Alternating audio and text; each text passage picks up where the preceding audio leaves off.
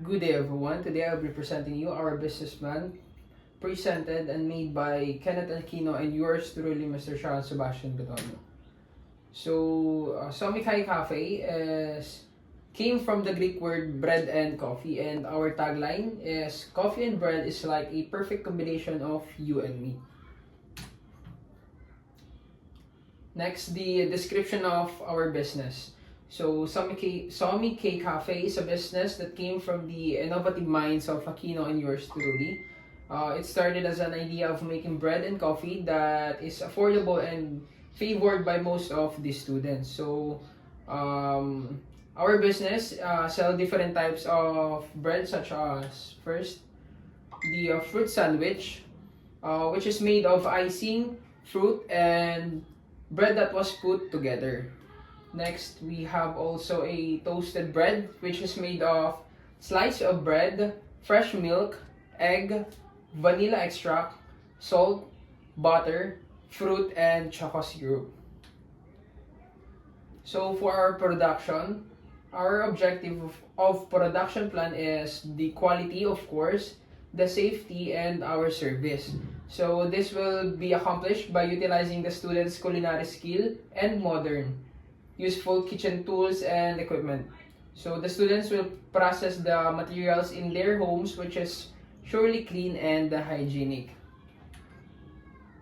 So the company does not initially require a factory on plant because the customer base is small. The available resources will be maximized to increase production. The business will follow a policy that guarantees all raw ingredients that are stored safely, hygienically, and pest-free in clean environment.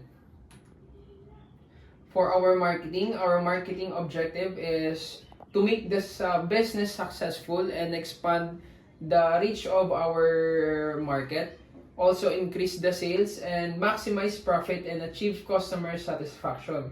So our target market is all maritime education and students of Our Lady of Fatima University. Market mix consists of the four key elements of marketing, which is the product, price, place, and promotion. Strength and weaknesses of major competitors. Our competitor is the school canteen. So for the strength, seller attitude, more products option. Their weakness is lack of employee. So to the competitor number one, equipment, personal relationship with customer, lack of experience. Competitor number two, new in the eyes of customer, affordable, limited only to pancake. The competitor number three, personal relationship with customer, affordable, but their products are limited. So environmental and industry analysis.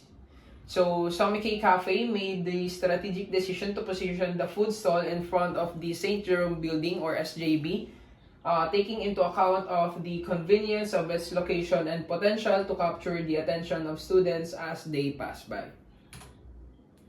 So assessment of risk, human factor risk, lack of experience, of course, we are first timers, the intention or get distracted easily, and dishonesty. So for the solution, we made sure that the staff members would focus and impart the necessary ethics to be successful laborers. Technological risk, information security incidents, hacking, service outrage, outdated operating system. So for the solution, techniques aids in ensuring effective communication among our executive group and everyone of our work. So internal risk factor, damaged tools and equipments, environmental health, and safety.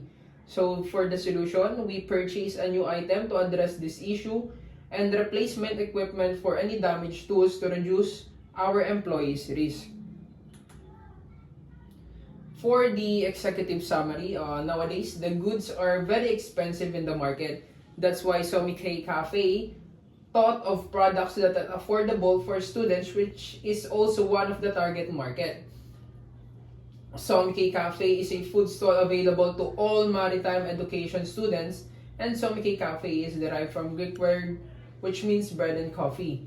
This is also the concept taught by our team to complement the vibes of students and those who love coffee and coffee lovers as well. Our small business aims to introduce delicious and affordable coffees and breads and introduce variations such as fruit sandwich cake and partner to the black iced coffee. Price of fruit sandwich between 25 to 50 pesos and the black iced coffee is 15 pesos. You can experience cheapest high-end bread and coffee. So that's all and thank you for listening.